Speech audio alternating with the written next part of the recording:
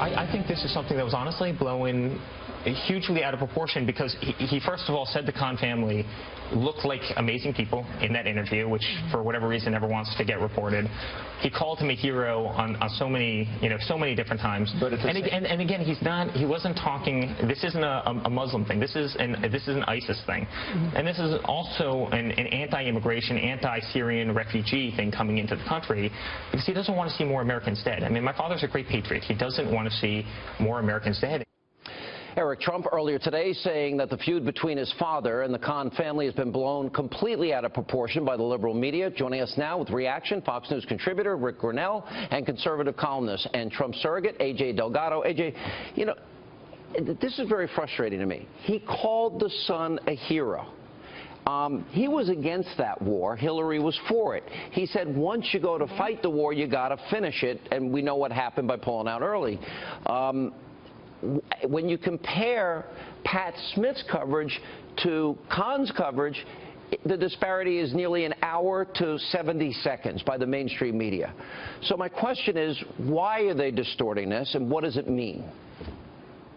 Well, Eric's absolutely right, and I think what we're seeing here is the media is not even pretending anymore that they're not in Hillary's camp.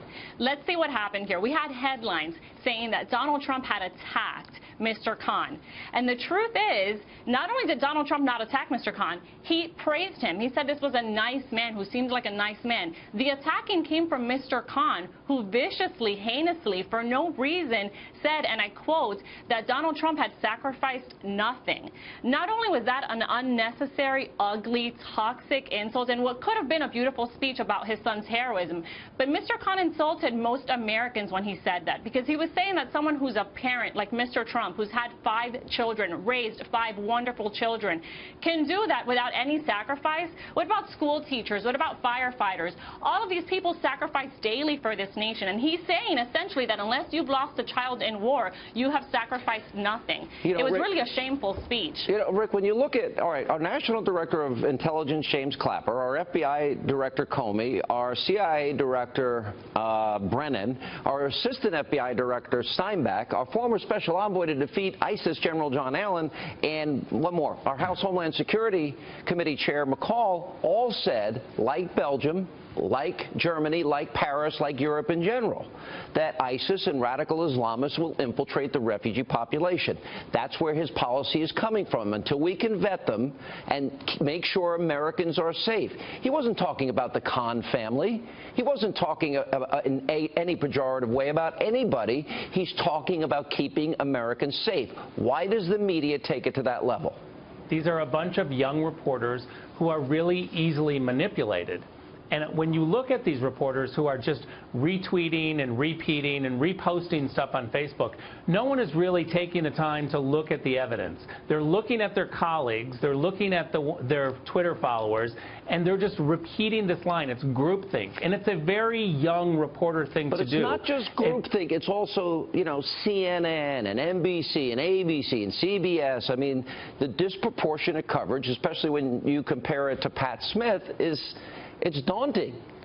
Yeah, it is daunting. Look, we're on the 5th day of this, or 6th day, talking about Trump's comments. The New York Times puts on their front page, and a front page above the fold, how other politicians are reacting to the Donald Trump statement. Meanwhile, what's happening today is the U.S. is bombing ISIS in Libya because Hillary Clinton's failed judgment has brought us to the place where ISIS is growing into another country. I mean, why aren't reporters focusing on what's truly happening today, things that matter, rather than the 6th-day coverage of the Khan story? And as we just pointed out in the last segment, AJ, and Hillary lying on Fox News Sunday, easily provable in her characterization of James Comey. Right, and this is why this all comes together. We're going to see a fake controversy against Mr. Trump almost daily. Why? Because the media wants to keep the American public focused and distracted on the fact that Hillary Clinton hasn't had a press conference in over 200 days.